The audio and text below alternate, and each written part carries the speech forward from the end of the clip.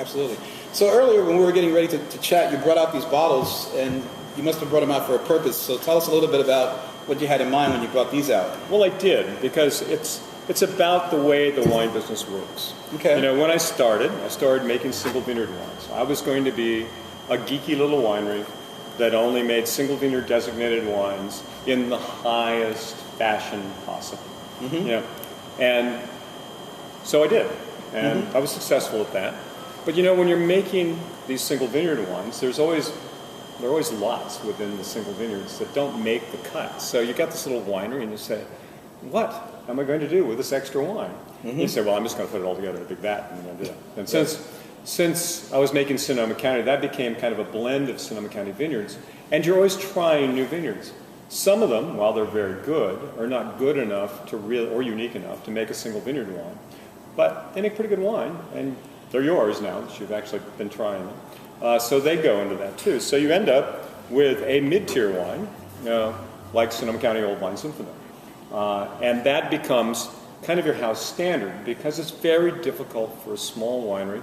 At least when I was starting. These days it's much easier because people have the internet and they sell directly and they get paid for their wine very rapidly.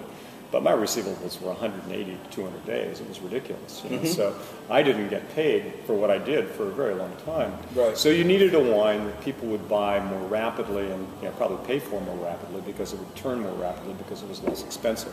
So that was Sonoma County Old Wine. That became the flagship for the winery. But even that wasn't quite enough. In 1983, one of my partners came to me and said, you're making great wine, you're getting great scores, you're selling everything you're making, and we're going broke. You need a cash flow wine. I suggest you make White Zinfandel. And I said, I'm sorry. I don't know pink. I don't do sweet. Don't do wimpy. It's not going to happen. Right. And he said, well, you better think of something, because if you don't, we won't be here in a year. And the reality of business. The reality of business. The wine business is an art. It's a science, but it's also a business. I mean, if you want to make wine, you have to sell it. I can't drink all I make. Right. So just at the end of the day, it just doesn't. Nor do you have that many friends. Yeah, that's true. But I wish I did. So I said, well, what can I do that I can actually respect myself? Well, can I make an inexpensive wine that will sell for a reasonable price that I can get out of the winery in less than a year? And so I came up with a red wine that could do that. And that was this wine. That was Vintner's Blend Zinfandel. Okay. And Vintner's Blend Zinfandel, I thought, was going to be a small to medium-sized project. So I made 1,000 cases of it in the first go-round, and it sold out instantaneously. And I thought, wow, that's really strange. And then I said, okay, well, I'll make 3,000 cases. That's a lot.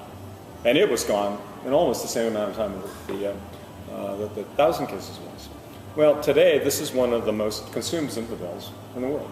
It's the right price. It tastes good. It's made with native yeast, just like I do everything else.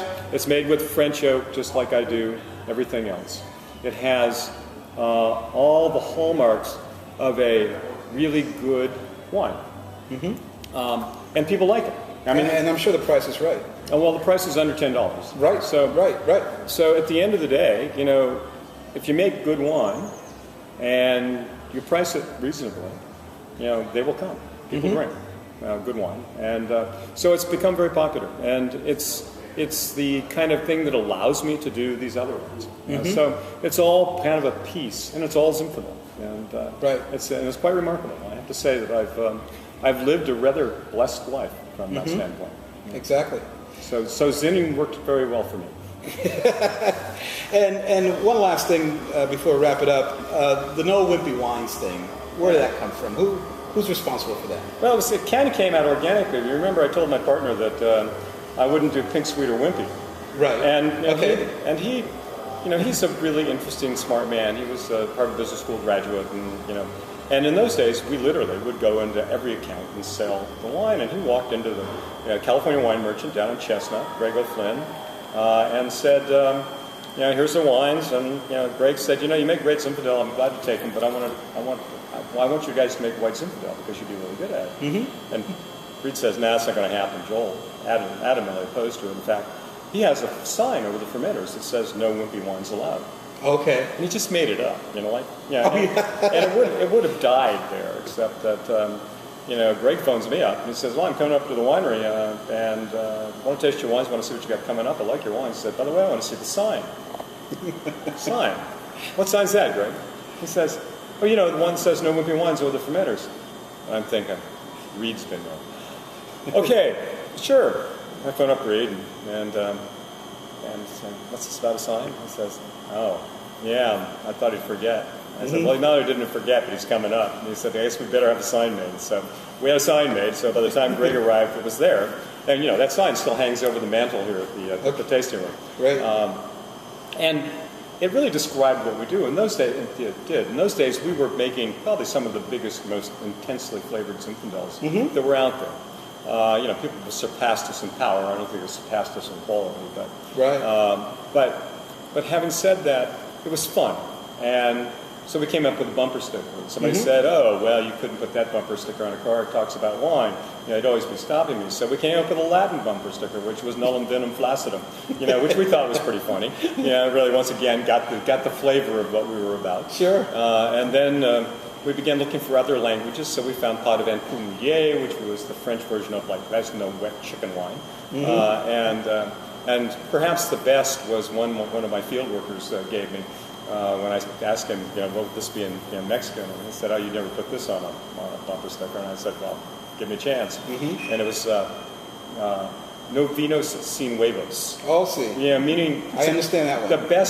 The best double pun ever, because, you know, no wines without eggs, you know, but it really means cajones, you know. But so you get the eggs and the cajones, the strong men, strong women. It's like, it's great. You know? So we have fun with that. Absolutely. Wonderful. Well, Joe, thank you for your time. And well, thank you. Here's to 20 more years. I'm all for it. Thank you. Thank you.